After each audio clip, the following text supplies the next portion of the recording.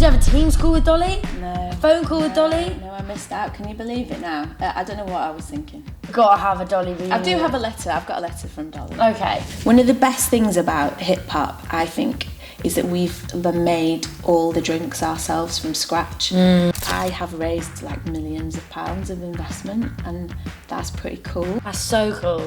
All the plans that I'd spent 12 months putting together for this big operationally successful move, like, am I allowed to swear? Yeah, totally went to like, we moved in and everything that could go wrong went wrong.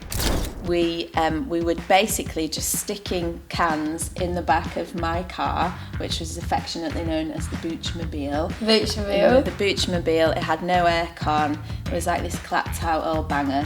And they had a couple of cans and my dad's like, oh, that's all right, that's not bad, which in Leeds means it's freaking delicious. Yeah. In this week's episode, I am joined by Emma Thackray, co-founder alongside Kenny Goodman of Hip Hop Kombucha. In this episode, we spoke about everything that she was doing before, which includes working alongside Dolly Parton, to everything in between, to exactly what hip hop is today. Let's get into it. Before we get into today's episode, I want to give a shout out to a special sponsor, Sam Lawrence Recruitment.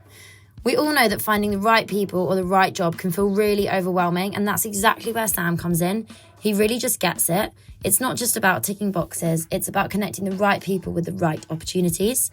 He takes the time to understand you and exactly what you're looking for, whether you're building a team or taking that next career leap. So definitely get in touch. Trust me, you'll be glad you did. At Getting to Grow, I believe that growth starts with connection. And that's where our sponsor, We Are All Marketing, comes in. I'm super excited to be partnering with Vic and the team over at We Are All Marketing. They're not just a marketing agency, they're storytellers, strategists, and your biggest advocates. Whether you're building a brand, launching a product, or strengthening your digital presence, We Are All Marketing helps you turn ideas into impact. With a personalised, results-driven approach, they ensure your vision reaches the right audience in the right way. Ready to grow your business? Visit weareallmarketing.com and see how they can help you thrive. Getting to Grow is also brought to you by the Coconut Collab. And full disclosure, as I'm sure most of you are aware, I work there, so I know how much love goes into everything that we make. We're all about creating delicious, dairy-free, plant-based treats that do not compromise on taste. From our creamy yogurts to our indulgent desserts, everything's made with coconuts and a whole lot of care. If you're looking for something naturally good but seriously tasty, and my favourite is just our natural coconut yogurt, I have it most mornings with granola and lots of honey. Trust me, you're going to absolutely love it. Welcome back to another episode of Getting to Grow. On this week's episode, we have the co-founder of Hip Hop, Emma Thackray, joining us. Hello. Really excited to have you on. Please may you introduce yourself. So my name's Emma. I am co-founder of Hip Hop. So the other co-founder is Kenny Goodman, but he's not here today. So I'm speaking on behalf of us both. So we're based in Manchester, and we're Hip Hop, and we make healthier soft drinks. So excited to get all into hip hop because this kind of category is like really blown up recently. Big time. Like hugely. It's all over social media. There's big brands out there doing it, but I'm interested to hear your story and how it began. Also, before we even go into it, I actually love the packaging. It feels really like crafts, which I love. Yeah, I love. Do you know what? I'm going to have one right now. Live taste test. Let's go. What should I have? Pink grapefruit or tropical peach? Do you know, I had a peach last night and really enjoyed it, so maybe go for the peach. And it's kind of interesting that you should say that because we are about to make some changes to our brand. I did hear about this earlier. It's always quite nerve-wracking when you're about to do a rebrand and someone goes, oh my God, I love your brand. Well, I think like it's just fun. I love like the tongue-in-cheek of it all. Like, you know, I love the like imagery, I love the colours, I love the font, the tone of voice of it is fun. Yeah, so we don't want to lose the tone of voice or the fun. It is very crafty, like you say, and we have come from a craft background. Oh my God, that's so yum. But we want to put our big brand pants on, so... Yeah, big knickers on. Yeah, we're working on that. Big trini. Some changes. Exactly. So, what were you doing before hip-hop? Okay, so immediately before hip-hop, I worked for Dolly Parton, which is quite different, right? Wait, hang on. Dolly Parton as in Miley Cyrus's... Auntie, the big amazing singer, the one big and blonde only, hair. the legend. So Cool. Dolly has got a charity called Imagination Library. Okay. So Dolly's dad couldn't read or write. So when Dolly, made all the money and became a super businesswoman like she is. She set up the Imagination Library, and it posts out books from children from the ages of birth to 5. So I was responsible for running that in the UK for about 18 months after I got back from living in America. Wow, so you met Dolly loads? No. What? I know, don't. It's one of the biggest tragedies of my life. I was meant to meet Dolly. No. I had the opportunity to meet Dolly. Unfortunately, the weekend that it was happening, I had little kids then, and we were moving house that weekend, and I just couldn't make it work, so no. Did you have a Teams call with Dolly? No. A phone call with Dolly? No, I missed out. Can you believe it now? I don't know what I was thinking. We've got to have a Dolly reunion. I do have a letter. I've got a letter from Dolly. Okay. Gosh, but how cool. It was really and quite cool. very different. Quite random. Yeah, nothing to do with food and drink. So but a brilliant businesswoman. Really? Was it amazing to be under her and learn what she was doing? Yeah, because if you go to where she's from, it's called Pigeon Forge, Tennessee. So I went out there a couple of times, and she has completely transformed the town. She owns Dollywood, the theme park. So God, there's so much I don't know about her. She's got hotels. So she's got that thing where people sort of wrote her off a bit as a blonde singer who doesn't know much, but she is sharp as a tack. Honestly, total legend. Wow. Gosh, it's funny. I mean, this is so bad because I didn't listen to. I mean, I know Dolly Parton's songs, but I literally remember I was young. I came home from school. It was like Nickelodeon was on, and there was one episode of Hannah Montana, which was so good. And Dolly's in it. And I then found out, I don't know if it's auntie or whether it's godmother, but she's Miley Cyrus's godmother. Is it godmother? Yeah. And I remember her from that episode, which is an appalling way to know Dolly Parton through a Hannah Montana Nickelodeon episode. But I was quite young, so yeah, you're young, it's fine. And also now country's huge. Everyone's there's all those honky tonk bars popping up in North London that I've seen. Everyone's got cowboy boots. Yeah, it's coming she's round. a big part of that. So yeah, legend. Cool. But yeah, it was cool. Amazing, yeah. Okay, so you finished up with Dolly. Then how did you get your hip hop moment? So before that, I lived in America. So I went out with my family. I had a really young family then when the kids were babies, and I went to live in America. And when I was there, I really got into fermented food and drink. So kimchi, sauerkraut, and kombucha. So that's where I kind of discovered it. I went down. The reason I sort of got into kombucha and other fermented food is because I was pottering around the house with my kids. I had the radio on. This guy came on the radio, started talking about fermented food and drink, and I knew that bread was fermented and beer was fermented, but I'd never properly sort of cogitated what fermentation is. And then he was talking, it's the transformation of one sort of food into another by the action of microbes. That's pretty cool. Yeah. So then I go down to the local grocery store and find some kombucha and some sauerkraut and ate and drank those, and then started to make it, and then the whole kitchen was covered in random jars of bubbling stuff. Moved back to the UK, and then Kenny, business partner, other part of the brand, Kenny, we were looking to set up a business together because I was working for Dolly, and that was great, but I'd always known kind of in the back of my head I'd really like to do something for myself. Yeah. I got really into fermented food and drink and thought maybe this could be it. So I basically quit my job and went to set up market stalls and was making kimchi, kombucha, sauerkraut, etc. And what year was this? Oh, God, 2016, 2017. Okay, yeah, so at the beginning of the infancy of this big food boom of cool FMCG Challenger. Exactly, and so I made some, Kenny and I were friends and we're talking about, because he's really into health and wellness and stuff, so we were like, okay, what can we do? And we kind of set up a business together because I'd made him some kombucha. I made him some other fermented stuff as well. And he loved it. He loved the taste of it. And it really helped his tummy because Kenny's got, like so many people I have since discovered, Kenny's got some digestive issues and it really helped. And so we were like, wow, this is cool. And obviously I'd been in the US when it was all just starting to kick off. And we looked at the US, Canada, Australia, etc. And we're like, okay, we'll have a go. And so you started with kombucha? No, we started with kombucha, sauerkraut, kimchi, hot sauce. We were testing out the market. So we were going to markets, like the kind of street markets and stuff around Manchester and Cheshire and the northwest, we're selling different things. So when we started, we were called Booch and Brine. Okay. Oh yeah, of course. And then after, I don't know, like a year, maybe a bit longer of testing, and we'd started to get some listings in independents, we decided, right, we want to focus on one thing, and we focused on kombucha at that stage. Okay. And so then you changed to hip hop then? Like the name kind of went, no, okay. No, we had like an intermediate name. Okay. So we were Booch and Brine. Yeah. So we're thinking, we can't really keep brine if we're going to be selling a kind of, delicious sweet soft drink, because people might get confused. I think it's like a salty water. Yeah, right, doesn't really go. Although you could lean into your Sweaty Betty type vibe, which was one thought, but yeah, of course. or liquid death maybe, but brine wasn't quite working for us. Yeah. And so we switched to Booch and Brew. And because we were brewing, because we were making everything ourselves, and we were there for a couple of years. So it's a kind of potted history. We were doing markets and stuff. We built a brewery in my garage.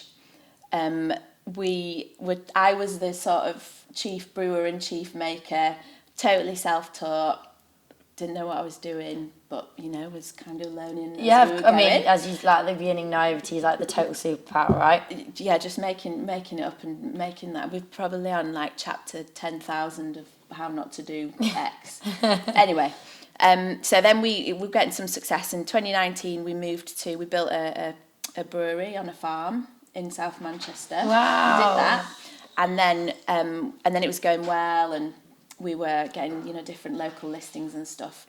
And 2021 was when we decided to change the name. So we also knew at that point that we didn't just want to make kombucha. We wanted to branch out and make soft drinks with a gut health slant that weren't just kombucha. So we needed a name that was, could cover everything, and it took us months. And we had, I must have read the dictionary like 1 million times, and we had loads of variations and did loads of trademark searches. And then literally, I think I was messing about with the word pop, because pop's a really good word. Yeah. And because we're from the north, pop is quite a northern word. Pop is like Coke and Pepsi. Yeah. Well, just fizzy drinks. Stuff. Yeah, fizzy drinks. Because we want to be, accessible to loads and loads of people. And so I was kind of in bed one night on my iPhone playing around with the word pop and saw hip hop and was like, oh, okay. And then we did a bit of a trademark search, and nobody has hip hop.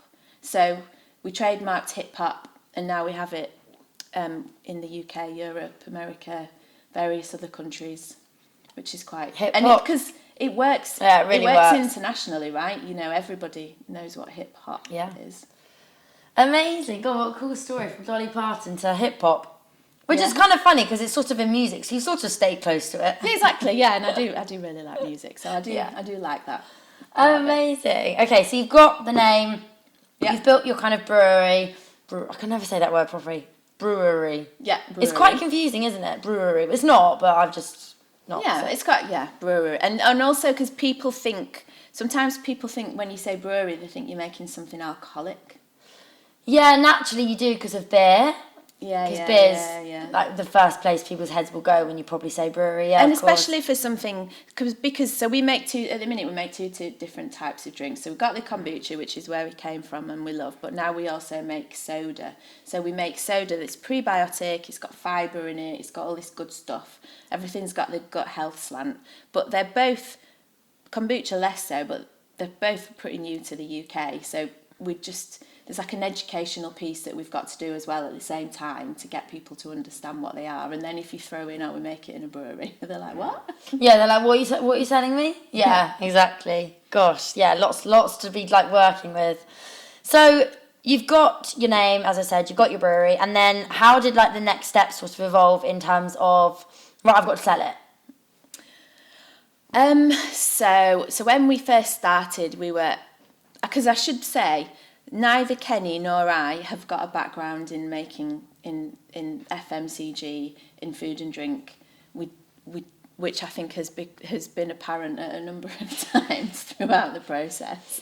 So we would basically just sticking cans in the back of my car, which was affectionately known as the Boochmobile. Boochmobile. The Boochmobile, it had no aircon. It was like this clapped out old banger. And we would just drive around Manchester and Cheshire and try and get into Independence and all that kind of vibe. Yeah. And you'd go in and go, oh, we've got this kombucha, and or a bit later, we've got this prebiotic soda, and people are like, no idea what you're talking about. However, we're like, just try it. Yeah, give it a go. Yeah, just try it. So there was that side of it. Kenny's got a background in marketing, and he's always run his own businesses. So he's really good at the kind of entrepreneurial. He's definitely made me a lot more entrepreneurial, because this is the first business I've ever run. But he was always dead good. He was like, right, come on, we'll just walk in the shop, and you'd go in, and I'd be like, oh my God. But you just get into it, don't you? So it's very much like organic, literally from my garage into an independent. And then we got into Booths, which is a kind of the northern Waitrose, who I have to say have been the most supportive, fantastic group of people in supply chain and our buyer. Honestly, I think they're really keen to showcase brands that are from the north, essentially, because that's their heartland. So they've been fantastic. So we got in there. I think the other thing that we've done, because we're not from food and drink, and we don't have that background, so we know what we don't know. So we have made a point of bringing people into the brand who do know more. So our first advisor is somebody called Juliet. So Juliet Barrett, so she's the co-founder of Grenade. Yeah, she's fab. So, yeah, she's amazing, isn't she? And shout out to Juliet. Well, she puts on touch. Yeah, exactly. And she's a total legend. And she's been with us since... We actually met her about 2 weeks before lockdown, funnily enough. So I met her, and then I didn't meet her in person again for, I don't know, 10 months, maybe a year.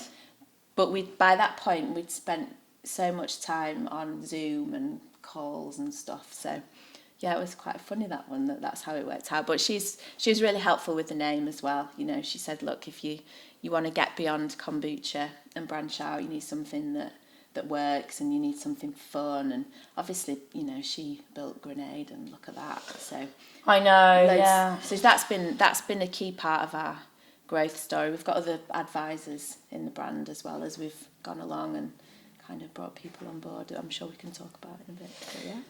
So was there ever a point in your journey where you thought, this is too much, I don't want to do it anymore? You made a big error and you thought, no, hats in? Because I think so many founders get to that stage where they're just overwhelmed and they're like, I can't do it. It's too hard. I don't have the time. I'm out. Yeah, there've been a few. Okay. So get my drink ready. Get ready, get prepared. One of the hardest moments, I think, was about 18 months ago. So I said that when we built a sort of facility on a farm, we did it because it was, you know, easy. It was cheap as chips, and we needed somewhere to start. We were literally in these tunnels, and we built buildings inside, and it just kind of knocked this thing together because we wanted to make like a food safe space in a tunnel. So we did all that, but it was pretty small, and we had easily outgrown it by 2022. And we needed to move, and we'd found somewhere to move into, and that fell through. So then we had to this is in 2023, we had to really quickly find somewhere else to move to. And by that point, we were getting big contracts, and we were just totally over capacity. So we'd found somewhere. So we took over a brewery in Manchester, a beer brewery actually, funnily enough, that we could adapt and make changes to.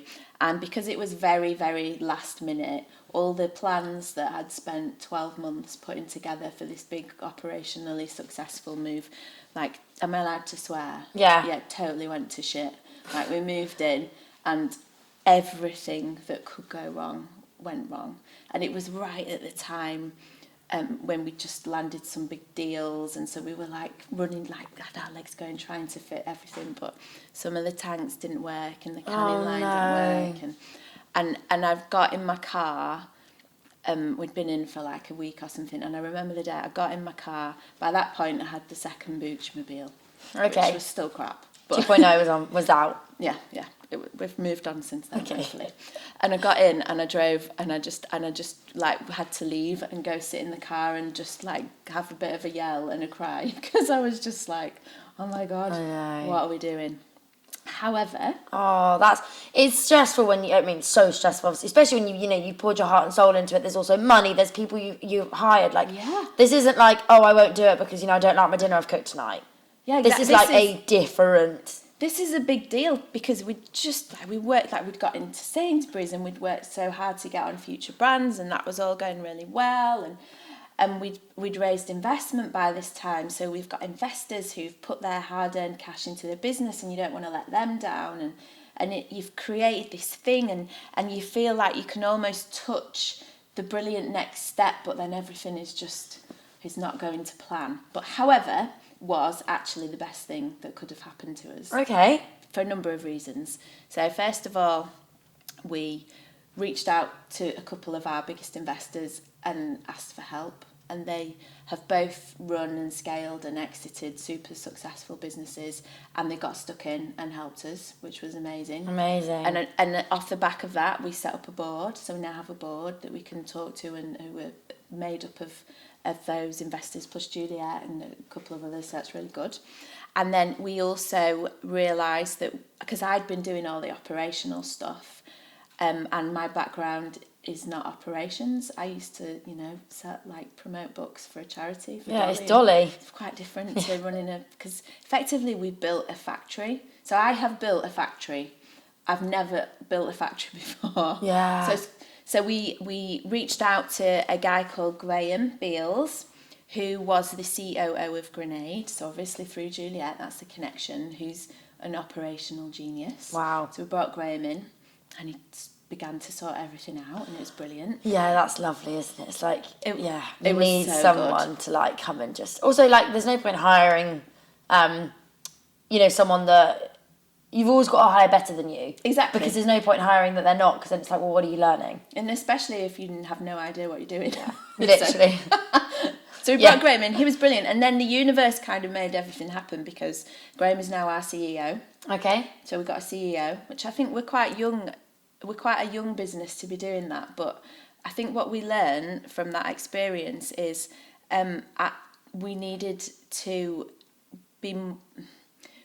we'd got the business to that point.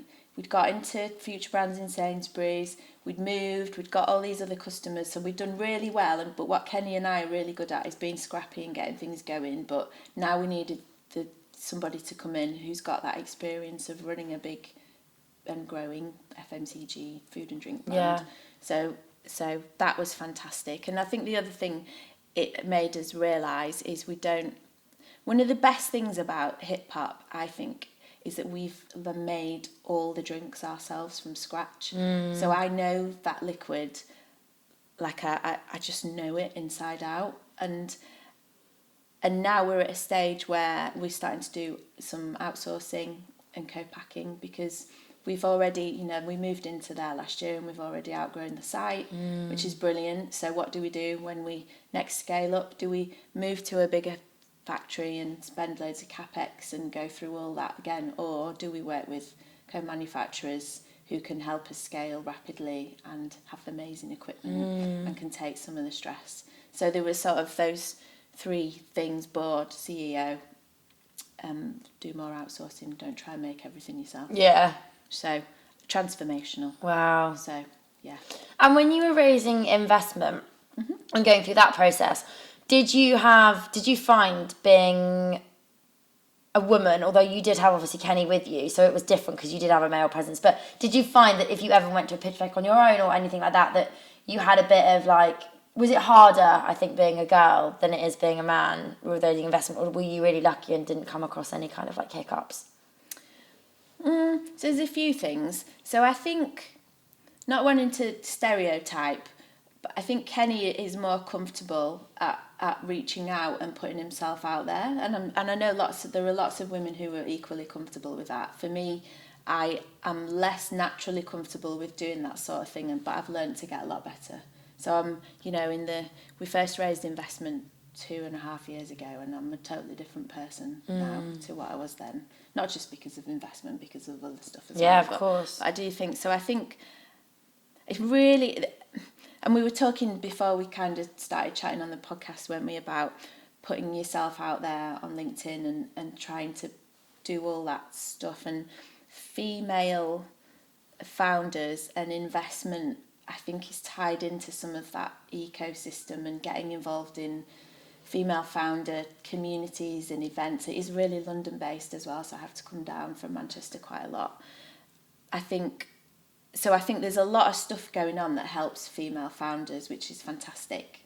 Like, and I'm really now making a point really only in the last few months, but making a point of trying to learn about that and get myself in there, because I think I could learn more from people and grow. I also think I've got something to offer, because and Kenny and I've done all, we've worked on investment together and stuff, but I have raised like millions of pounds of investment, and that's pretty cool. That's so cool. And yeah, it is cool. Yeah, it is bloody cool. And also, we've done it from a perspective of, it's not like I worked in investment banking and I was at a VC and I understand how any of that works and I've got amazing contacts. Like, literally, we did it from, when we first raised investment, we were sat in a shipping container in the farm, contacting people on LinkedIn, like, hello, we're Hip Hop and my name's Emma and this is Kenny and would you like to invest in our brand, and this is what we do. So our first investor put in £10,000, and our first round of investment we had £10,000 and £5,000, which is amazing because those people believed in us. And then in our kind of latest round of investment, some of our biggest investors have put in hundreds of thousands of pounds. So it's kind of, and we've been learning, and so there's so much to unpack there. One thing I am really interested in as well is, of the 80 odd people on our cap table, less than 10% of them are women. So what's going on there? Why is that? It's a man's world still. It is changing, and I do see it with all the founders I speak to. Like, I've been so lucky to have the plethora of founders I've had on the podcast has been phenomenal, and how cool that this is also what I do on top of my day job. But so still heavily men. Really heavily men, and to all our investors are fantastic. I think our investors are our superpower. Yeah, because it's funny, because the men that are investing are amazing men. We're not saying, we're not taking that away at all, but it's like, it'd be great to see, but women, by the power of nature, we don't have to, but we are genetically programmed to have the kids, right? The men can't do that part. And that puts us just behind years of career progression than men do. And that's not our fault. But I think also that does, because lots of women do want babies, and even it does kind of sometimes halt things. And I think that's potentially where men can skyrocket a little bit further than women can, and therefore have more earning potential, therefore to invest. It's harder, I think, being a woman. Potentially that would be my perspective. But then at the same time, it's been like that for generations and generations, and changing societal, norms is so difficult. Yeah, and it's a work in progress, right? And also, I think that I think this is a bit of a female trait. You just got to crack on. That's the world, and that's how it is. And so let's just crack on and try and chip into it a little bit and make changes. I think you're totally right about, babies. I mean, I'm running this business whilst also trying to bring up 2 kids who are absolutely amazing, because their dad, my husband, their dad, he's got a job where he's away three days a week. Wow. So somehow we've had to manage running the business. He's got a busy job, but the kids are, and I feel and you get all the mum guilt. I'm like, oh my God, I've not given them all the attention that I could. Yeah, but I think it's cool. If my mum was doing that, my mum's amazing. She's not a founder, but she's still 10 out of 10. I still look at my mum yeah, but it's given me so much. I want to do what you do. You're inspiring to me. I think they're seeing it, and they're sponges when they're young. Definitely. I don't know how old your kids are, but when you're young, you're just looking around being oh, that's information, click, click, click. That's how your brain thinks. And if you're seeing that and they're growing up, they probably will be very entrepreneurial. Definitely, and it is, you're right, it's by osmosis, and I think all mums get mum guilt. And, But I do see, it's because they're a little bit older now, so my daughter's 15 and my son is 12. Okay. And I just see these little nuggets, and I do think they're really independent because they've had to be. Yeah. So I'm not like everyone, I cannot believe how lucky I am, but I come home from work and my daughter has cooked dinner and she's washed up. Okay, yeah, no, that's rare. That's legend. That's legend. What's her name? She's called Tess. Tess, you're a 10 out of 10. She's a legend. That is phenomenal. And my son is a legend, because I was reflecting on this the other day, because they've been...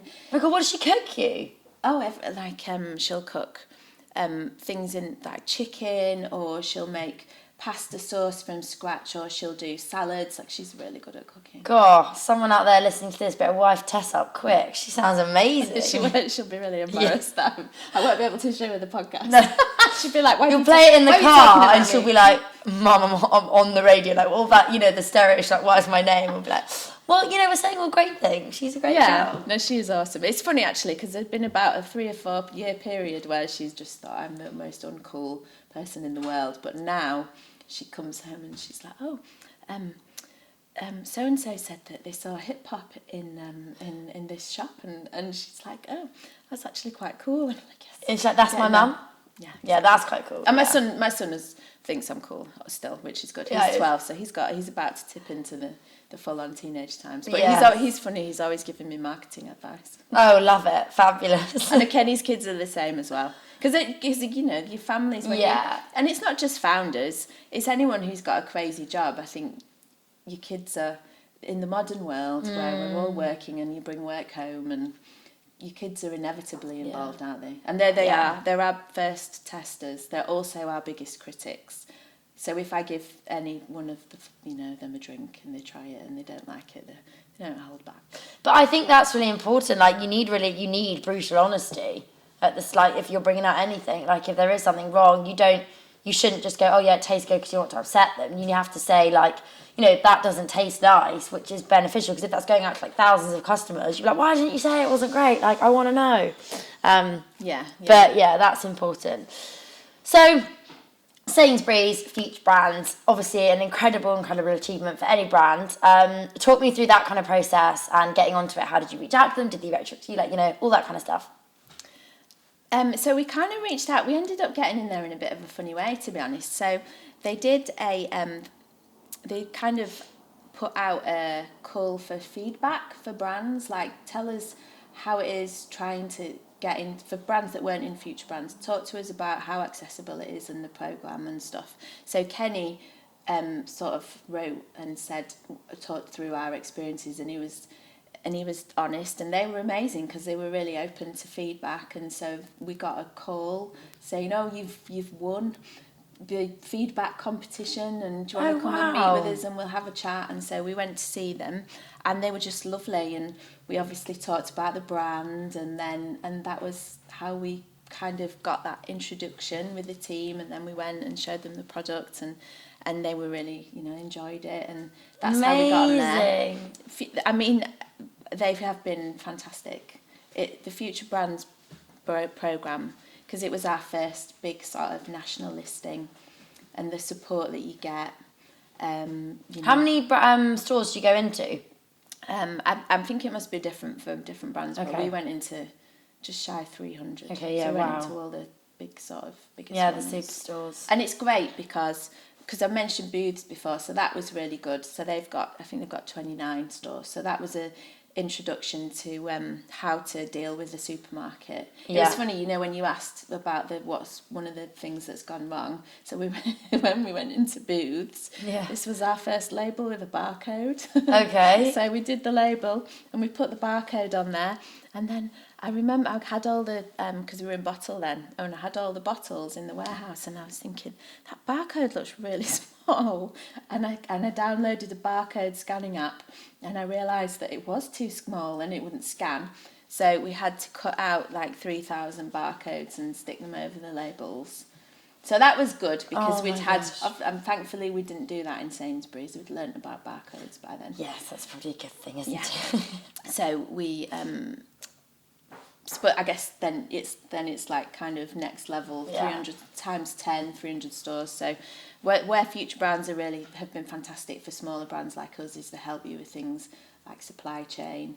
You know, you've still got to have a very commercial offer, and the buyer's got to, you know, everything's got to tick all the boxes, and you've got to work. So it's not like a free pass. Yeah. You know, you still have to work commercially. You've still got to put all that effort into it. But they definitely do, or have given us a helping hand, and we've learnt a lot from that experience. So we could not be more grateful to Sainsbury's. Wow, and obviously still in Sainsbury's now. Yeah, still in And Sainsbury's. with Future Brands, once you're like in with Future Brands, do you then stay in Future Brands, or do you kind of go main fixture and move out of the Future Brands scheme?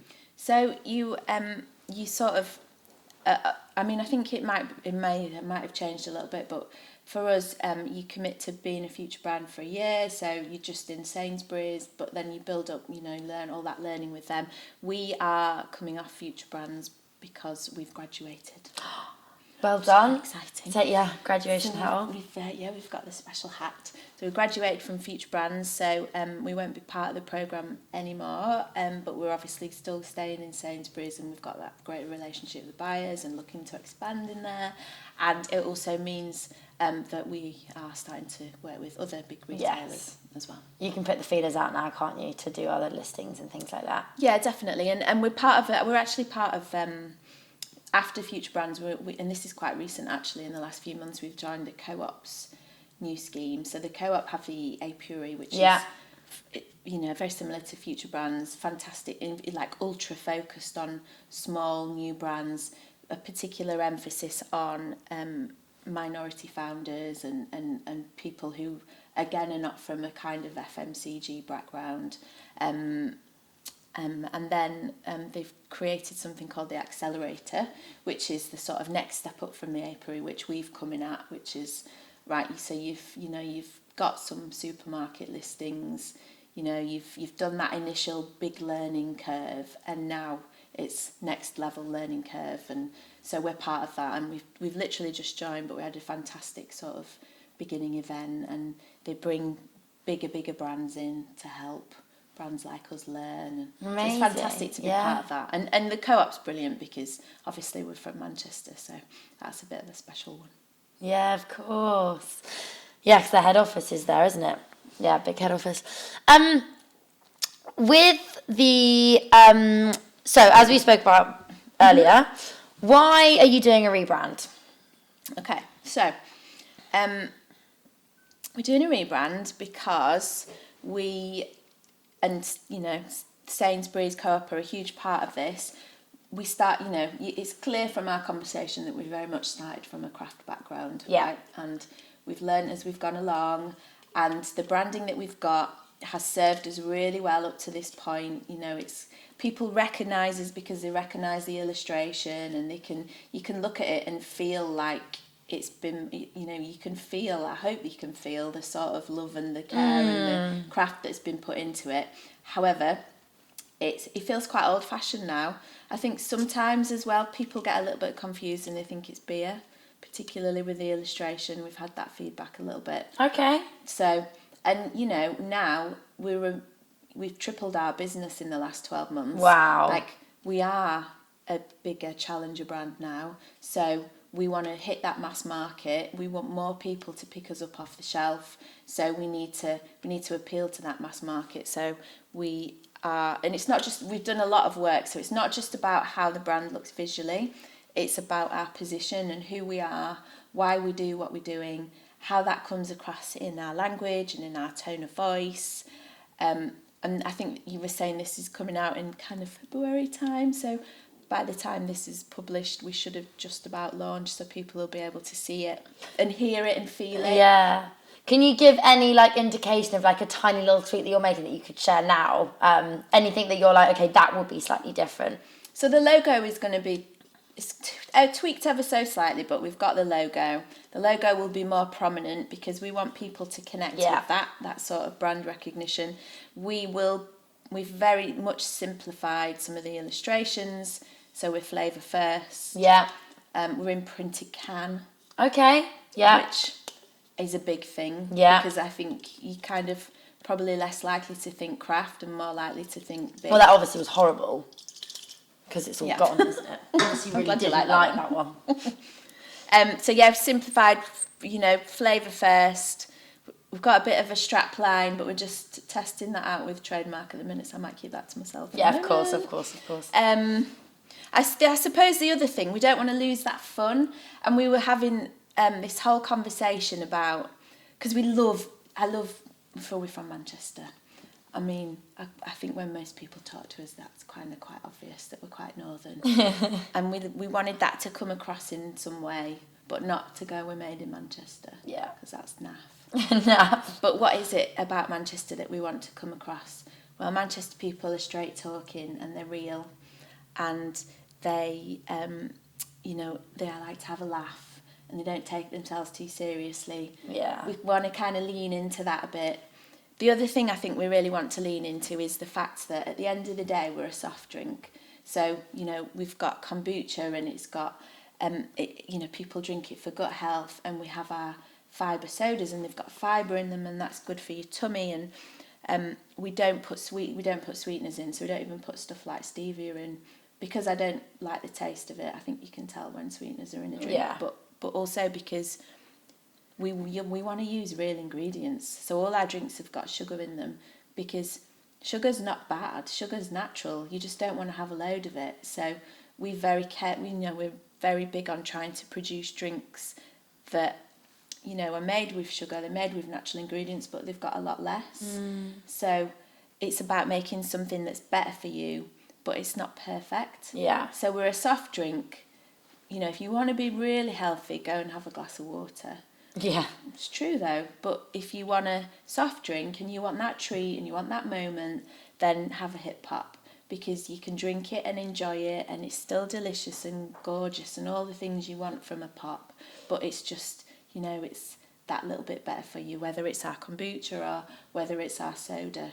Yeah. So how do we convey that, all that's taken me like 2 minutes to say? Yeah. How do we convey that to people on shelf and on socials? And it's interesting because, I work in a shared office space, and we have a chiller, like an honesty chiller, where you can take what you want and you pay at the kind of iPad station. Anyway.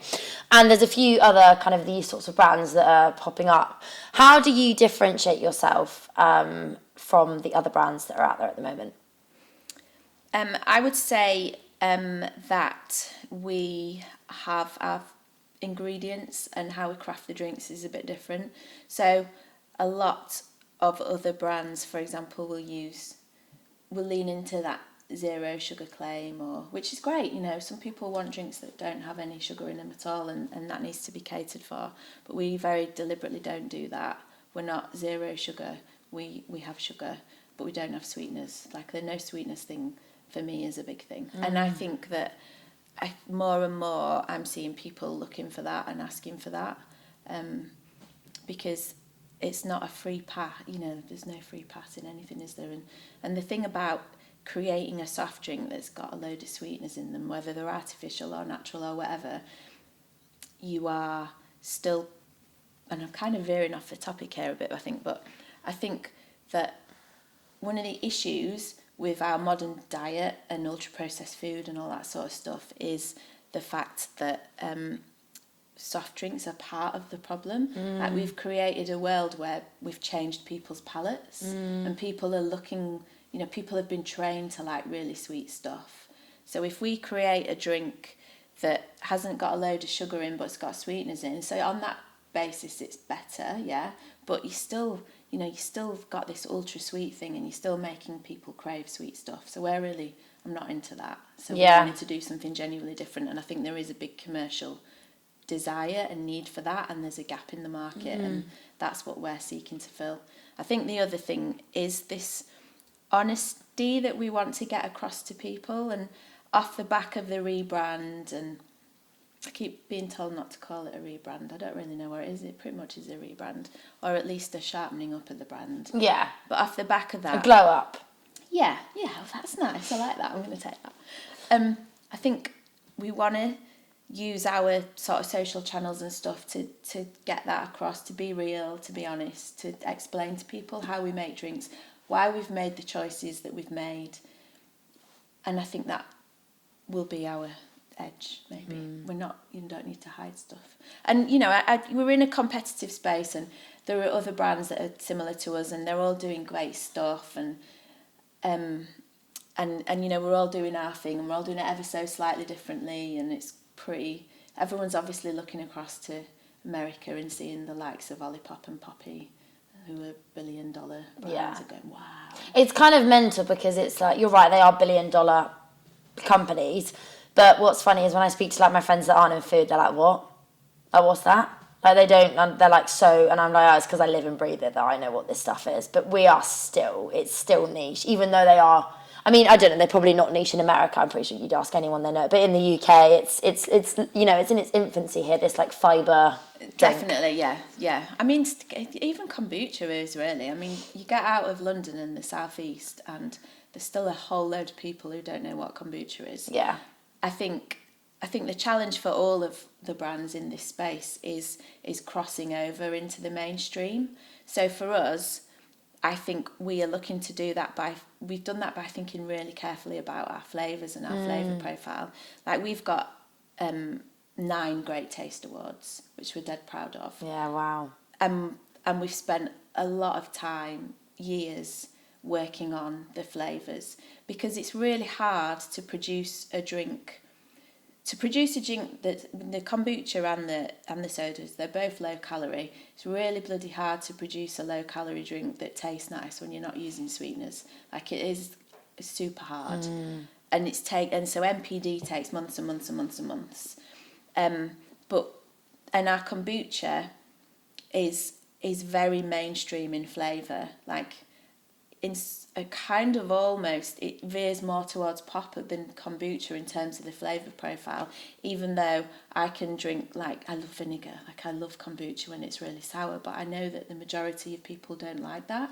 So we've really spent a lot of time and effort in trying to make our flavours very mainstream, very accessible, because that's going to have the biggest commercial success, because people will pick them up and drink them and enjoy them and come back again and again. And looking at the data that we've got, you know, in the supermarkets that we work with and online, like, we've got really high repeat purchase rate, because people are having a can of hip hop and it's really nice, and then it's healthier, and they're not having to compromise on anything.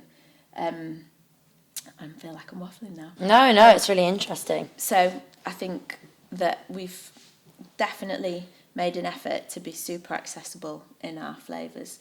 And I did a talk. I did my first ever big talk at a soft drinks thing. I was like last on the list, so I did it, and then I was like in the graveyard shift. I made a joke about the graveyard shift. I got a laugh. Okay, good. So I was like, right, I'm gonna. You got to just front into it. Yeah, totally. And you got to start somewhere, right? Yeah. So I've made a note in my bucket list of when I can be invited back and be on at like 1:00. Yeah. And I told this story. I was just trying to talk about why we do what we do, and I was talking about the gut health drinks, because I think us and our competitors and some of the other people, I think we are a really beautiful way to help people get into health, because we're a can of pop, because 98% of the population drink cans of pop. So we have the ability to reach people and start to help them on that journey to making slightly healthier choices. So if you have a can of hip pop, it's not as sweet as a normal can of pop or a diet can of pop. So it is different, but it's not so different that you're going to spit it out. It's like a stepping stone. And I was telling a story about my dad, right? So my dad is from Leeds. He's my stepdad, actually, but it's like my dad is ace. And from Leeds, the whole family are from Leeds. So I moved to Manchester, yeah. Not a big deal for most people, but everybody else lives in Leeds, so it's like I've gone off and I'm the black sheep of the family. Okay. So, and they all think I'm mad. So I told my mum and my dad that I'm setting up a kombucha brewery, and they're like, kombucha what? Yeah. So I did this, and then they wouldn't drink it because they were like, I don't understand what it is, and this is a few years ago now. And so then we started making hip pop, the healthier pop, the sodas, the fibre filled stuff. And they'd had a couple of cans, and my dad's like, oh, that's all right, that's not bad, which in Leeds means it's freaking delicious. Yeah. So anyway, so I get them on a subscription and they start drinking the pop, and then I started putting some kombucha in there, and then I got a phone call from my mum, and this is not that long ago, and she's like, Emma, your dad's drinking a CBD cherry, and it was the biggest thing in the world that this is happening, and I know it's a silly anecdotal, non-database story, but I think that is the power of this stuff, because it's little incremental changes that are accessible to people and that are not scary. Because nutrition can be pretty like middle class and wankerish. It can sometimes. Be completely, and also it's so confusing, right? Like there isn't a one size fits all approach to anything with food or drink, and there's books coming out left, right, and centre. There's documentaries on Netflix about like what you shouldn't eat. You'd be 1 minute eggs are great, 1 minute eggs aren't. 1 minute organic's good. Actually, no, you may as well buy normal. Like it's so confusing. So you're right. You have to do little steps, and they're actually what gets you into it. And if you don't, like, it's all the little things that make the changes. And if you just said tomorrow, right, I'm never going to drink alcohol again, I'm never going to have crisps or sugar, it's just... I do that all the time and it immediately fails. Exactly, but that's a perfect point. It's not going to work. If you said, right, I'm going to cut, alcohol out on a Monday night, you'd be way more likely to stick to that than you would be, I'm never drinking it again, which is also ridiculous. Like, it's you're setting yourself an impossible task anyway. So it's totally all these little things that are really, really, really the way to go. Yeah, it's like baby steps, right? And so I guess that's part of our rebrand. Yeah, we want people to go, not be freaked out and go, oh yeah, I'm going to have that. And team, how did you go about picking like your team? Because team is so key and crucial to so many things. Like if your team are really motivated and they want to work hard for their founder and they're really inspired by you, that's where you get like so much out of them. So how did you go about picking the right people, and did you make any mistakes along the way? Okay, so obviously Kenny and I, we've grown the brand together and we've picked people together. One thing I think that has made this so much more, I guess easier, better, whatever, is doing it with Kenny. Yeah. Like, I have so much admiration for solo founders because I think it's hard and isolating enough, and there's two of us to bounce off each other. I think we built the team together. We come at it from different perspectives. We're quite different, so we see different things in different people, and I think that's really helped us build the team. I think we've been doing hip hop properly. I talked about being in markets and stuff, but really we've been going in earnest since 2019. And there are people that have been part of the business along the way that are no longer with us, that are such a big part of the story and have helped us. And you have different people coming at different times. So when you start and you're scrappy and you don't know what you're doing, you probably attract similar sort of people who'll get the bit between the teeth. But when you're on a farm and the winter and it's minus, 5. Well, it feels like -5 degrees because you're on a farm. You're probably not going to attract somebody who's coming from grocery from a big brand in central London. So, we've had a lot of people who I love who've built the brand with us who don't have that background. We're in a different stage now. So I talked about Graham. So he came from Grenade. He's got all that experience. Our head of ops is a woman. I really like that it's a woman who's running operations and running our factory and looking after outsourcing, because I think that's quite unique. And she's called Dolly. She's this beautiful mix of all that, I suppose, what you would see as typical female energy in terms of, the softer side of stuff, looking out for people, but she's hard as nails as well and like on it. So she came from, I guess the thing about our management team now is their backgrounds and where they've come from. So she's from Heineken, head of marketing, also a woman. She's got a background, AB and Bev. Okay. So knows the stuff. Yeah. Brilliant. She's genius. Wow. Our head of sales Matt. He's come from Nestle and Britvic, so he's got that experience. And then our new grocery guy, he was at Nestle. So we're starting now to have that mix of Kenny and I being, scrappy, kind of making it up as we go along, probably come up with batshit crazy ideas mixed in with people who've got that experience and that knowledge. I was in a meeting with Matt and Harry yesterday, and they had all these slides about grocery, and I was looking at it thinking, this sounds brilliant, and some of it I don't know what you mean. Yeah. It sounds great. Yes, I love it. I'm involved. Googling. So the hell is that? And then obviously, you know, we've had our, you know, we've done a lot of manufacturing, and we've got, you know, former beer brewers in our MPD team. We've helped develop. So we've got this real mix of skill sets. We're getting more professional and more industry now, I suppose, which is a good thing because we need to do that. But what we've got across our business are people who act like it's their business. Yeah, that is so key. I think, I mean, I've been very lucky. I've only worked in like startup. I've worked for James for such a long time now, and because I run the out of home business at Coconut Collaborative, so all wholesale, all contract catering, all airlines, all trains, and nobody else has been in my team for such a long time. I feel like I have my own mini business in the business. Yeah. And I like run my own P&L. I do my own like this, and I'm kind of like, it does feel like it's my baby. And as you like, the guy, I was speaking to somebody the other day, and when I do these like when I do the trade shows and stuff, they're like, oh, so you the founder? And I'm like, no, and I'm like, but great that you think that, because I'm obviously giving that energy of being like, I care so much about yogurt. But because I've obviously never met you before, but when we were talking before, I can feel that from you. I can feel that energy, and that is the beautiful thing. And that is hard to find. So Coconut Collaborative are very lucky to have you, I can tell. But across our business, we've got that. Yeah. And, you know, you go through difficult bits and it all gets a bit stressful, and sometimes, or, you know, you're running around like a crazy person. And I know the other thing is, I know that we can do so much better. I know culturally there's a lot, me, you know, the other leadership team, Graham, Kenny, I know there's a lot more we can do for the team, and I'm really excited about that. We've only really just in the last few months got our sort of leadership team in place, which has meant I've been able to step out of some of the day-to-day stuff, which means now I can do more of this, like really think carefully about how to look after the people in our team, about how to nurture them, how to grow with them and support them.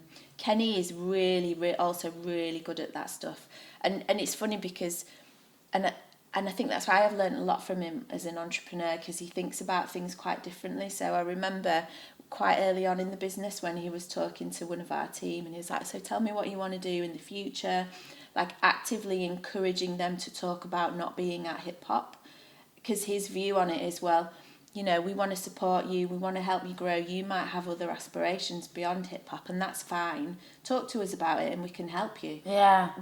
Because if you've got that honesty and that openness, then you're golden. So definitely. So what's next for hip hop? Well, 2025 is planned to be obviously we want to grow. Yes, of course. We've got big plans in terms of retailers that we want to expand into. Some that we've got coming online that we know are happening. Others that we are working with. Grow our subscription business for sure. So we've got a pretty decent subscription business. We want to grow that. We're doing a little bit of testing internationally. So that's not our focus. Our focus is the UK. However, we've got a few little irons in the fire that we're working on that might grow into something different. Cool. I think a big thing for us this year is getting the brand out there. So we'll be really working on that. So obviously the rebrand kicks off at the start of the year. So then we've got a full plan, how we're going to get out there more, how we're going to get people recognising us more, how we're going to hit the mass market, how can we drive customers into the distribution that we do have, and work with the likes of Sainsbury's or Co-op, etc., who have, really taken or Ocado, we're part of the Buy Women Built thing, the aisle that they've got. Like, we've got all these brilliant retailers who are supporting us, so how can we flip it and give it back to them, because that benefits us. It means we sell more, it means we foster relationships, it means people see hip hop. Like, I'm really, I want to build a brand that people fall in love with. That's what I want. I don't want to be a functional drinks brand. I want to be a big ass brand. And 2025 is about building that. Hip hop, let's go. Amazing. Thank you so, I mean, we didn't even get into marketing and I've got so many questions on that, but thank you so much for coming on Getting to Grow. It's been so fab to have you on. Love the energy that you're bringing, and like everything you guys are doing is so cool. And I'm going to ask my, the guy who runs our like in fridge where I work, it's like a common, like a kind of WeWork thing. I'm going to say, I want this, and where can they get it from? So I'm going to get it in the fridges. Awesome. Thank you. See you later. Take care.